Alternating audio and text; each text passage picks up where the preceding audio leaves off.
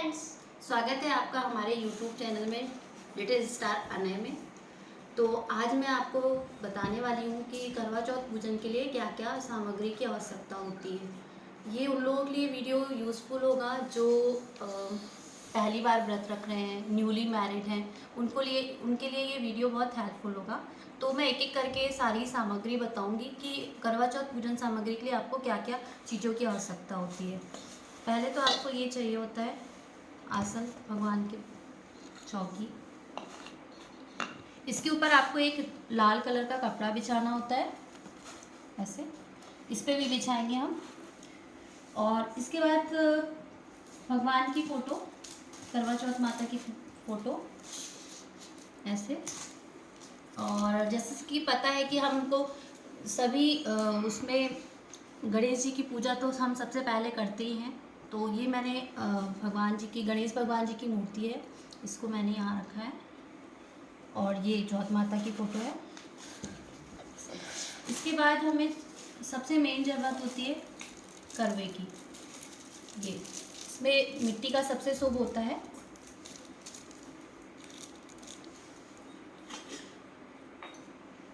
और एक लोटा हमको चाहिए होता है जिसमें से प्लेन पानी होता है पूजा करने के लिए।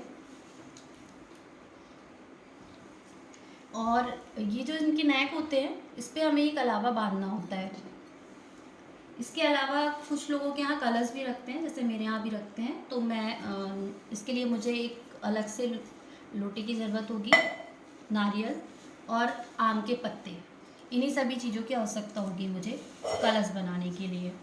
इसके अलावा क्या होता है कि कुछ लोगों के यहाँ, जैसे जो लोग यूपी से हैं वो जानते होंगे कि जैसे अगर हमारे साथ कोई है तो हम कलश आपस में एक्सचेंज कर लेंगे। बट अगर हम अकेले हैं तो मुझे 2 कलश बनाने की आवश्यकता होती है, तब तो उन कलश को हम आपस में एक्सचेंज कर सकते हैं। तो ये वो कलश है, जब फर्स्ट टाइम हम करवा चौथ रखते हैं तो मायके से, लड़की के मायके से जो आता है, पीतल का होता है, उसका इस्तेमाल हम करते हैं। बहुत शुभ माना जाता है क्योंकि ये फर्स्ट करवा चौथ के दिन लड़की के माता पिता के द्वारा गिफ्ट किया जाता है। तो मैं इसका यूज़ करती हूँ। और एक मैं ये मिट्टी वाला लाती हूँ क्योंकि मैं अकेले रखती हूँ, तो और यार मेरे साथ कोई होता है तो फिर मैं उसके साथ एक्सचेंज कर लेती हूँ। इस कलश के ऊपर मैं अनाज से इसमें पानी भरती हूँ। देन इसके ऊपर एक ही प्लेट रख के इसमें अनाज रखती हूँ। मैंने इसमें चावल लिया है, आप इसकी जगह गेहूँ, दाल, जो भी आपके पास अवेलेबल है वो रख सकते हैं। इसके बाद इसमें मैं दिए में मैं घी का इस्तेमाल करती हूँ, घी से हमें दिया जलाना है। इसके बाद आटा लगा के हमको इसकी 7 गोलियां बना के इस तरीके से यहाँ पे रखनी है, ऐसे। इसी तरीके से हम गोल गोल सभी तरफ 7 गिन के गोलियां यहाँ पे हम रख लेंगे। इसके अलावा जो हमने फर्स्ट टाइम जैसे जो हमारा बिछे होते हैं वो, और बेदी ज़रूर हम लोग चढ़ाते हैं। और कुछ लोगों के यहाँ नथ जो नाक में पहनी जाती है उसका भी चलन होता है, तो वो भी हमको यहाँ पे रखना होता है। पूजा के बाद फिर हम उसको पहन लेते हैं। और ये जैसे ये मेरी शादी का है, जो शादी का होता है वो बहुत शुभ माना जाता है क्योंकि ये सुहाग की निशानी होती है, तो इसको हम लेंगे। इसके अलावा हमें ज़रूरत होती है सुपारी की, सुपारी, पैसे, ये है हल्दी, कुमकुम, चावल।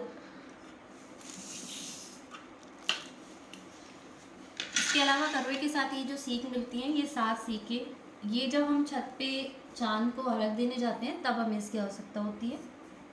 इसके अलावा हमें फूल, दुआ, इसकी भी ज़रूरत होती है। और भोग में मैंने अभी सिर्फ मिठाई ली है।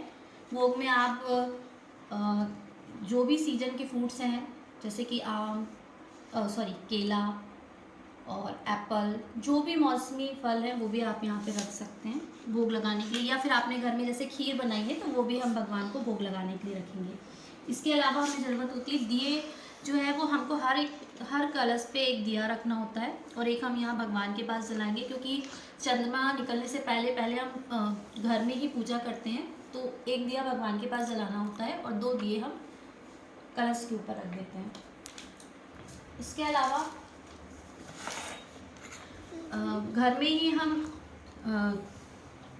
हवन के लिए हमें हवन सामग्री की आवश्यकता होती है और हवन कुंड आपके पास कंडा अवेलेबल है तो आप कंडा या फिर आम की लकड़ी से भी हवन कर सकते हैं।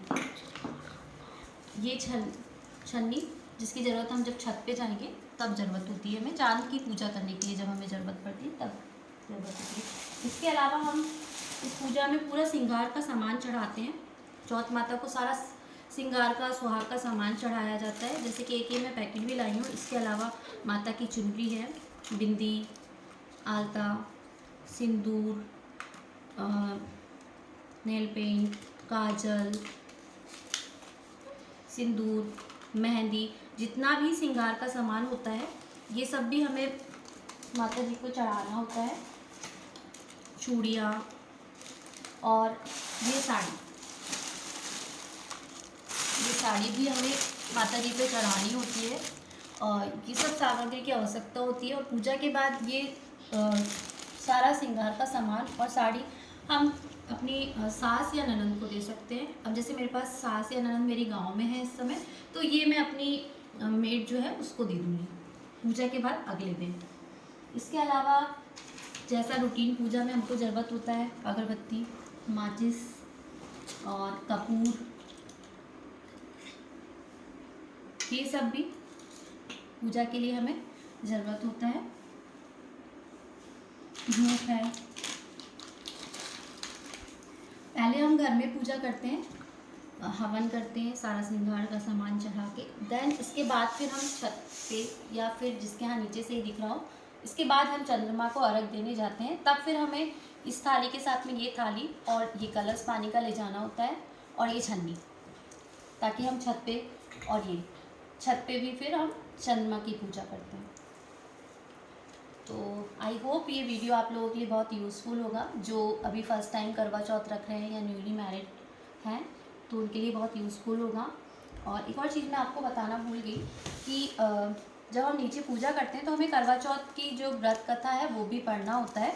तो मेरे पास तो ये फ़ोटो एक एक्स्ट्रा है तो मैं उसमें से पढ़ूँगी। आप चाहें तो करवा चौथ व्रत कथा की जो किताब आती है वो भी ख़रीद के उसमें से पढ़ सकते हैं। और पूजा के बाद हमें आरती भी करनी होती है। तो गणेश जी की आरती हम करते हैं, लक्ष्मी जी की आरती करते हैं पूजा के बाद। नीचे सबसे लास्ट में हम ऊपर छत पे या बाहर चंद्रमा की पूजा करने सबसे लास्ट में जाते हैं।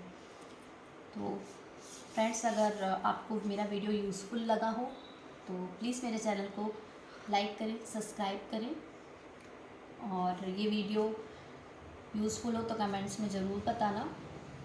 आज के लिए इतना ही, फिर मिलेंगे नए ब्लॉग के साथ। Bye bye.